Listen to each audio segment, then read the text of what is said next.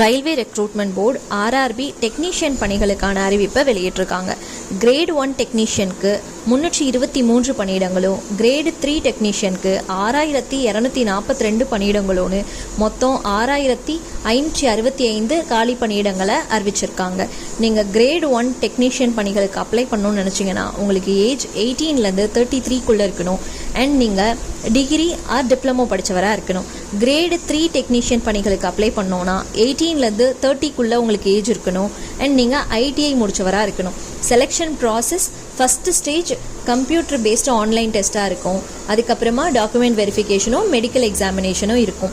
Apply பண்ணுறதுக்கான application window 30 June 2026 நாளையிலேருந்து start ஆகுது.